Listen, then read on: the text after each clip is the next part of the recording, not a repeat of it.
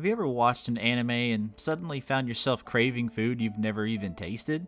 Like, why does that animated plate of food look more delicious than anything I've ever had in my whole life? Whether it's a lovingly drawn meal or perhaps even a photorealistic rendition of a tasty snack, anime food has a strange power over us. So today, let's dig in and explore some anime food, shall we? Food is popular everywhere, obviously, but an important factor to consider when it comes to food's prominence in anime is Japanese culture overall. There's a certain pride that comes from a meal well served, and Japan aims to please all five senses in their cuisine, making it an experience on top of a meal. If there's one item that often acts as a microcosm of this idea, it's the bento box. Conceptually thought to have originated somewhere around 800 AD, the bento box is an iconic portable meal box that you've probably seen in dozens of anime over the years. But even much more recently, Japan has seen another concept booming in popularity, the konbini. Think of them like a super-powered convenience store. Full shelves with all kinds of items, fresh food delivered 2 or more times a day.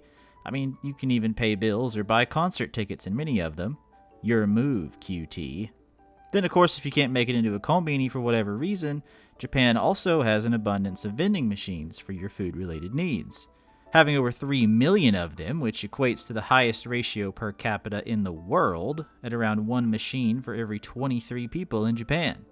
There's even vending machines for bento boxes. All this background to say, it's pretty clear why we see so much emphasis on food in anime. It's because that same emphasis is part of the culture. Many anime take this idea and implement it into their stories.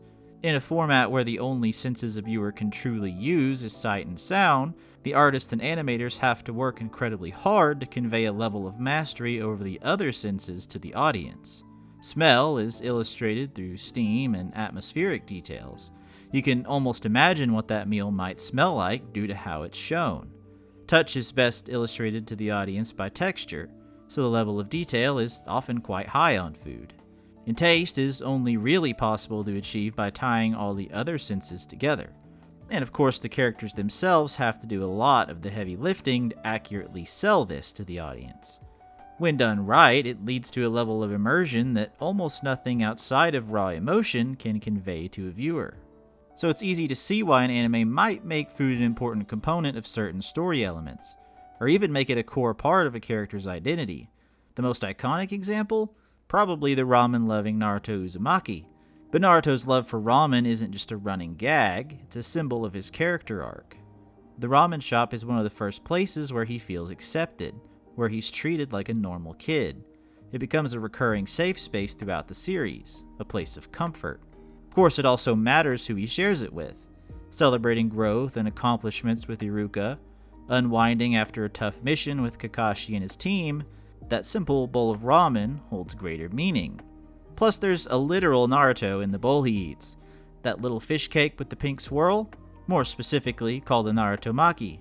Wait, Naruto Uzumaki. Naruto Maki.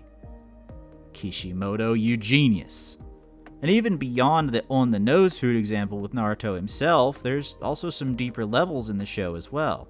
Something as simple as a popsicle can go from a tasty treat shared between student and sensei to a heartbreaking symbol of loss. Food can be used in so many ways to tell a story. But if you thought that Kishimoto were the only mangaka naming characters after food, well, you probably never watched the OG of naming things after food, Dragon Ball. Toriyama Sensei absolutely loved naming conventions, and many of them were to do with food. The Saiyans? All named after vegetables. Vegeta for vegetable, Kakarot for carrot, Broly for broccoli, Nappa for cabbage, Raditz for radish, and I could keep doing that for like 5 minutes. And that's just the Saiyans. Seriously, feel free to pause on any of these screenshots from the Dragon Ball Wiki that give the actual meanings for these names. And to drive it home further, we've also got the Spice Boys, which, yeah, they're spices. And of course, there's also the Frieza Force being various fruits. And then you've got all the Namekians being different words for snail. Oh, and of course, don't forget the Gods of Destruction and the Angels being adult beverages. Toriyama loved naming schemes, and especially food naming schemes. And I loved that he loved them. Toriyama inspired many people in many different ways, and this is just one of those many.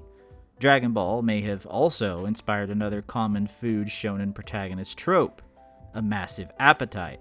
Goku, Luffy, Natsu, and countless others treat every meal like an all-you-can-eat buffet, almost like they've either never eaten in their entire life or that they're seemingly eating their last meal. A spectacle that's almost like watching a battle unfold. Plates vanish as quick as they're put down, mountains of meat disappear with or without the bone in, and somehow at the end of it, they're still hungry. The scenes are comic relief, yes, but somehow it's also more. They're a celebration of life. In their worlds that are often filled with intense battles and incredibly high stakes, food becomes a grounding force, a reminder that even the strongest heroes need to refuel. And let's be honest, watching Luffy inhale an entire banquet or Goku casually devour a feast is just plain entertaining to watch. And of course, once the meal is over, they've got to get hydrated and get back to work. And to do that, they might use a drink from Dubby.